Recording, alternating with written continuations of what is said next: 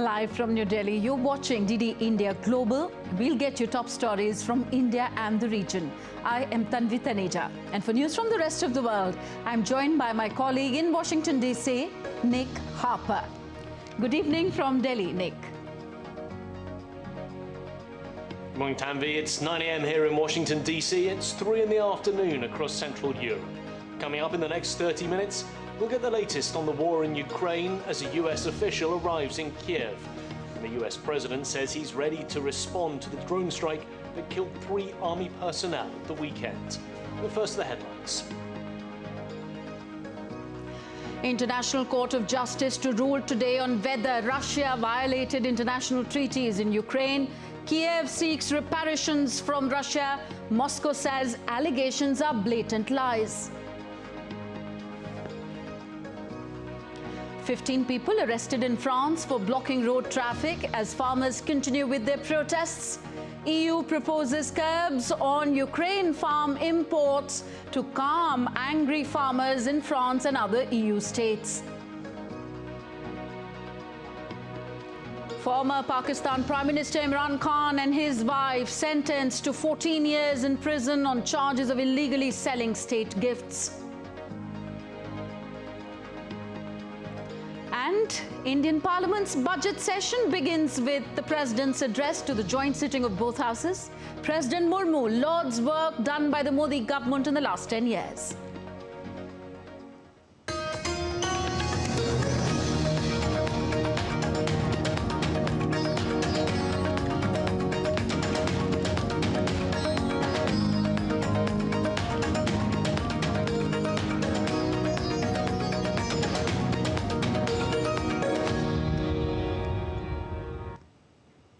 The United Nations top court, the International Court of Justice, will rule on Wednesday on whether Russia violated an anti-terrorism treaty by funding pro-Russian separatists in Ukraine.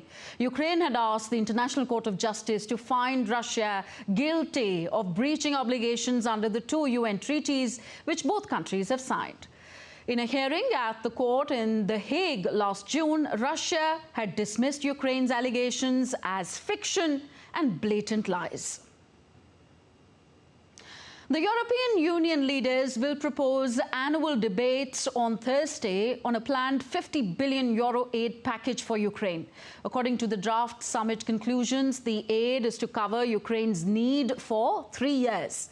Hungary has been pushing for an annual review with a veto right, which other EU members oppose. In a new update, EU leaders will hold debates on the aid package based on reports by the European Commission. EU Foreign Policy Chief Josep Borrell said on Wednesday that Ukraine needs more ammunition. EU defense ministers are expected to meet in Brussels to discuss supplies. Ukraine needs more ammunition. There is a big imbalance on the fire capacity from one side and the other, and this gap has to be filled. And this is why this Council will take a quite dramatic dimension. And to give us more on this story, DD India's Ishan Garg reports from Brussels. We are seeing a great deal of frustration within the European Union about how the countries are going to get, in the end, towards an agreement about a €50 billion package for Ukraine. The talks have been on hold. The talks have been rather delayed by several months now.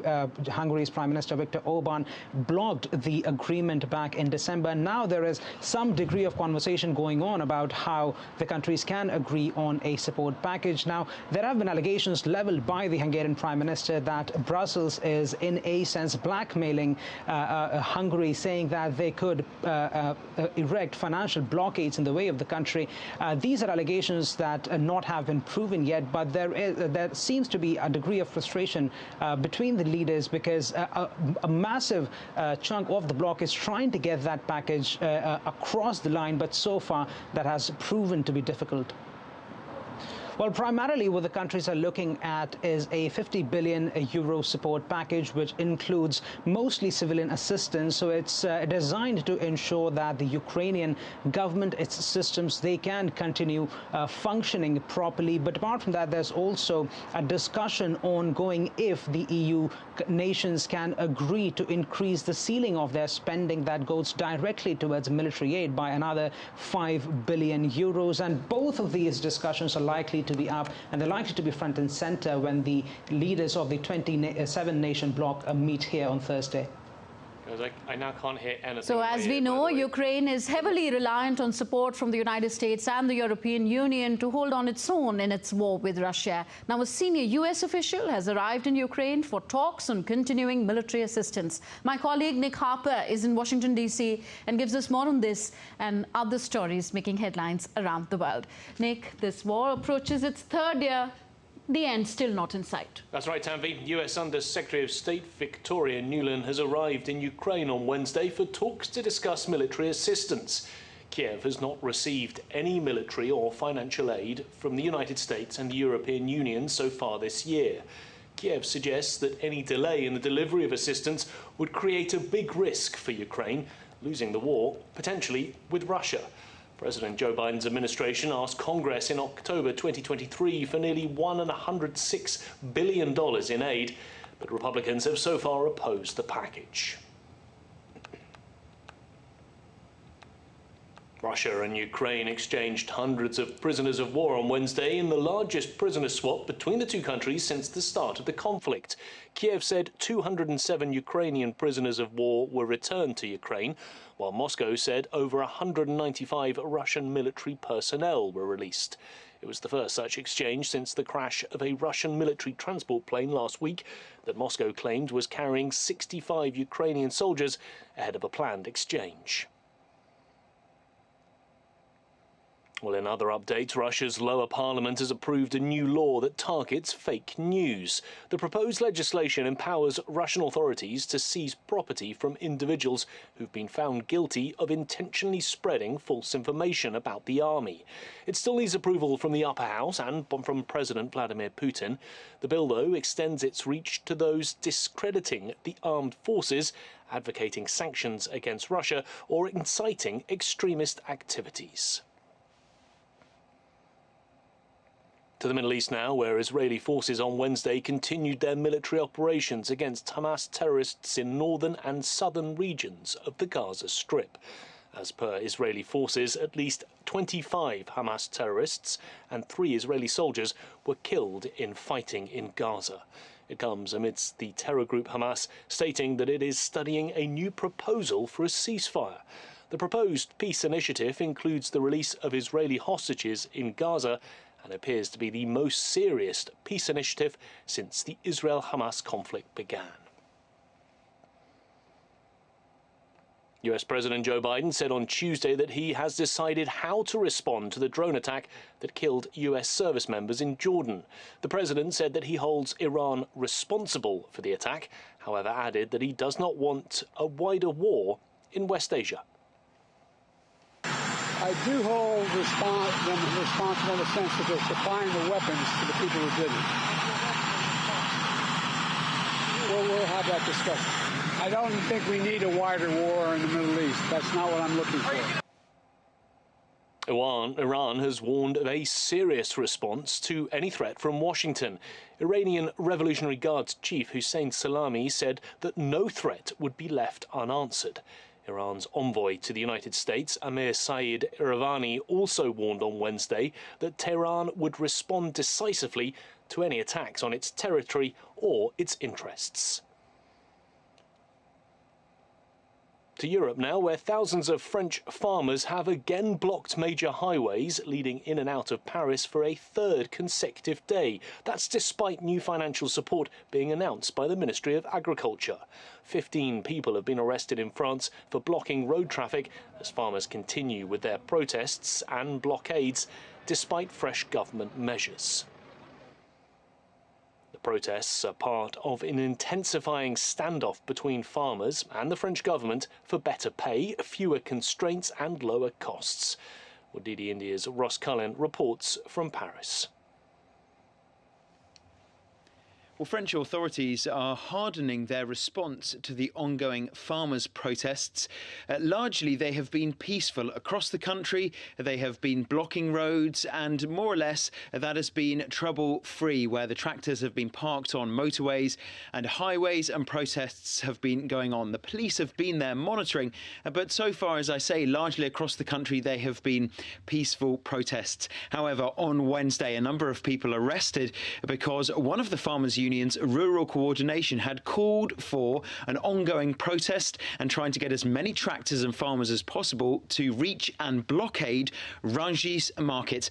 Now, Rungis Market is the world's largest wholesale food market. It is in the southeastern suburbs of Paris, and the government had said any attempt to blockade that market would be a red line for authorities. They had said that there were a number of red lines. The farmers would not be allowed to block airports, major transport hubs, and also this market, which was a focus for some of the agricultural workers. And that is why on Wednesday a number of people were arrested.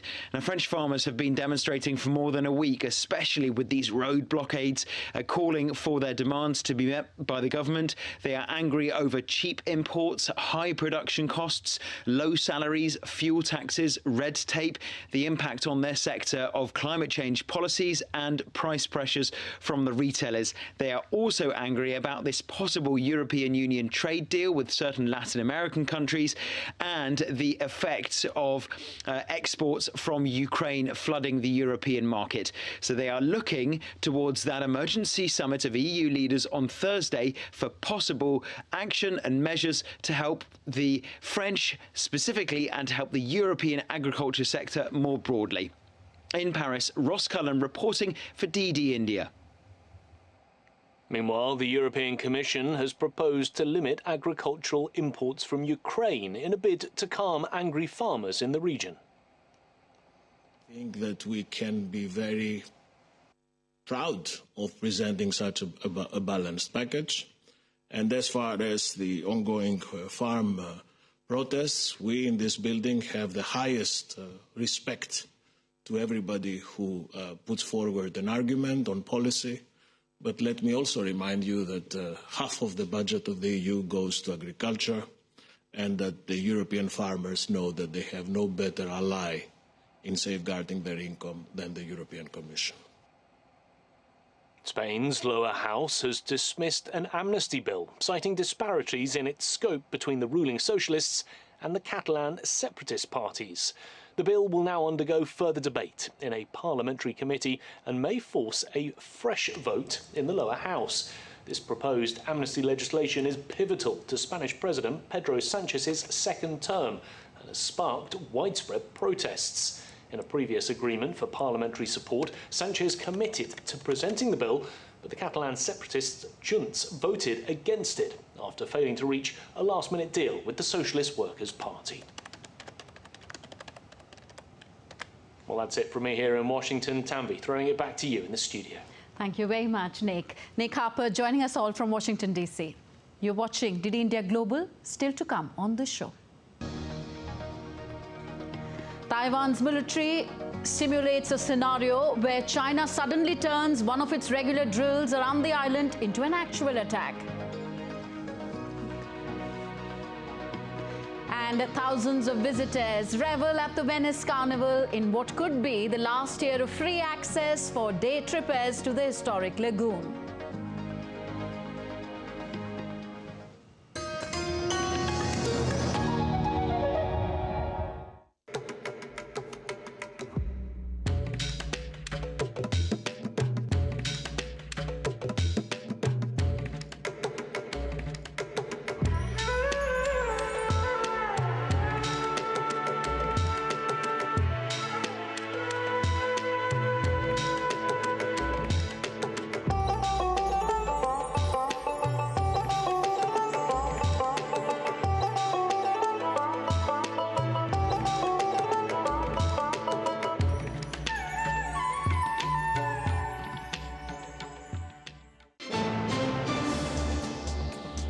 Voice of a rising aspirational world.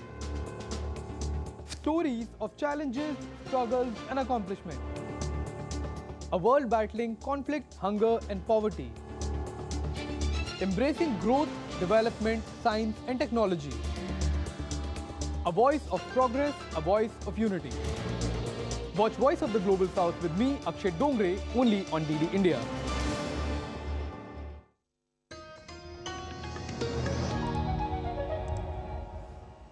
Welcome back. You're watching DD India Global. I am Tadvita Neja. Parliament of India's budget session commenced on Wednesday with India's President Draupadi Murmu's address to the joint sitting of both the houses.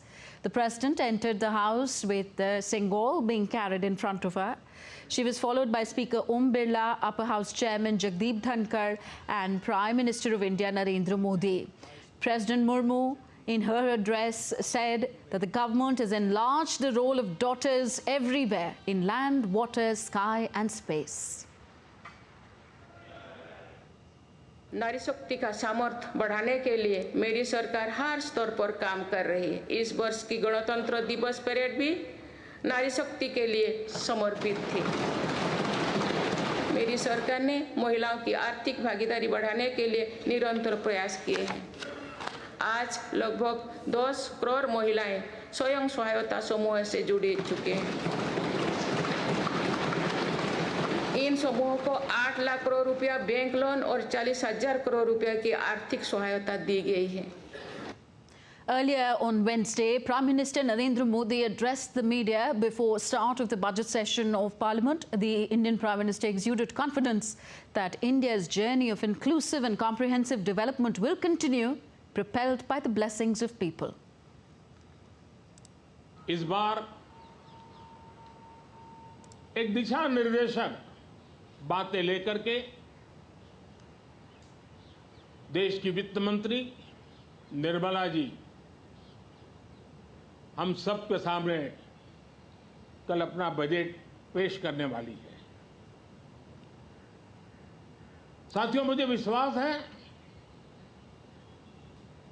कि देश नित्य प्रगति की नई नई ऊंचाइयों को पार करता हुआ आगे बढ़ रहा है। सर्वस्पर्शी विकास हो रहा है, सर्वांगीण विकास हो रहा है, सर्वसमावेशक विकास हो रहा है। ये यात्रा जनता जनार्दन के आशीर्वाद से निरंतर बनी रहेगी। Taiwan's defense minister on Wednesday said that Chinese warplanes and warships often carry out joint combat readiness patrols. China suddenly has turned one of its regular drills around the island into an actual attack. Taipei reported such patrol on Wednesday involving 22 Chinese aircraft. I believe the overall security and the stability of the Taiwan Strait, sea and airspace, and the security, prosperity and development of the Indo-Pacific region are a common responsibility of all parties in the region. Any one-sided and irrational move is very likely to cause tensions to rise rapidly and undermine the status quo of the regional stability in the Taiwan Strait. So, we think Beijing should immediately stop these destructive moves. Now, in a major development, Pakistan's former Prime Minister Imran Khan and his wife Bushra Khan have been sentenced to 14 years in jail for illegally selling state gifts. The court's decision also includes a 10-year ban on holding public office for Khan. This marks the first sentencing for Bushra Khan, and it comes after Imran Khan's recent 10-year jail term for disclosing state secrets. These verdicts unfold just a week before the upcoming national elections in Pakistan. And now we take a look at other stories making news around the world. The Baloch Liberation Army has initiated a massive joint strike named Operation Dare-Bolan in the city of March. The operation has reportedly resulted in extensive damage targeting military and security installations and appealed locals to stay at homes. After North Korea released still photographs of the state's latest missile test, concerns over its possible interference in April's parliamentary elections has risen in South Korea. President Yoon Suk-yeol has warned that North Korea could stage provocations such as armed actions near the shared border. A Thai court declared on Wednesday that the largest party in parliament had broken the constitution by attempting to amend the legislation that forbade insulting the monarchy. The Move Forward party, whose win was based on the proposal to amend this lèse-majesté law, clarified that the attempt was not to deteriorate the monarchy, but rather to find a consensus for Thailand to move forward politically. Malaysia's Sultan Ibrahim from the southern state of Johor was sworn in as the country's new king on Wednesday. Sultan Ibrahim's accession as king comes amid renewed political tensions in Malaysia. While the monarchy plays a mostly ceremonial role in the country, its influence has grown in recent years, prompting the king to wield rarely used discretionary powers to quell political instability. Staying in Asia, Colombo police fired tear gas and water cannons on protesters opposing the steep tax increase and economic crisis in Sri Lanka.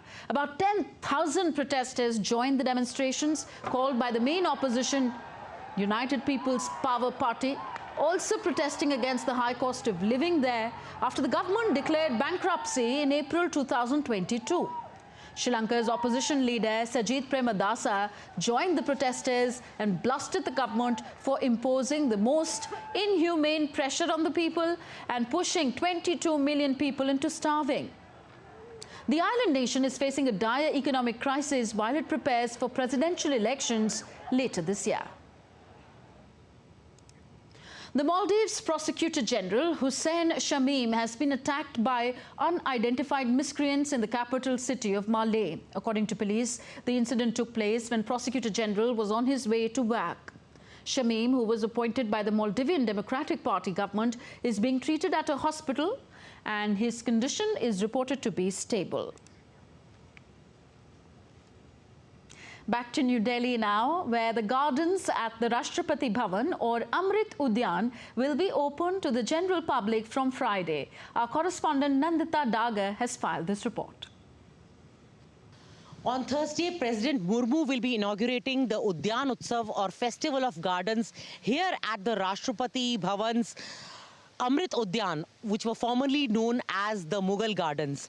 It's a treat, a visual treat for school students, tourists, Delhiites, anybody who wants to visit, which is free of cost from 2nd of February to 31st of March.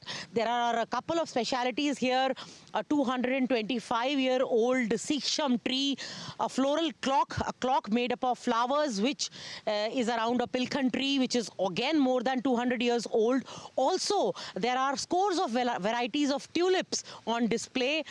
So students, teachers can come here for picnics also, except for Mondays where this garden will be closed for maintenance. So the Delhi spring with the slight nip in the air and the bright sunlight, you can view and enjoy the beauty of all these flowers, bonsai trees, as well as other herbs at the Amrit Udyan. With camera person Sanjay Jaina in New Delhi, this is Nandita Dagar for DD India. And now we take you back to Europe, where Austrian artist Gustav Klimt's long-lost portrait of Fräulein Lise has been found in Vienna after almost a century. The painting, which belonged to a Jewish family in Austria, will now be auctioned on April 24th this year and is expected to fetch over $54 million. This rediscovery of the painting is considered to be a sensation and a representation of the painter's rarity and artistic significance.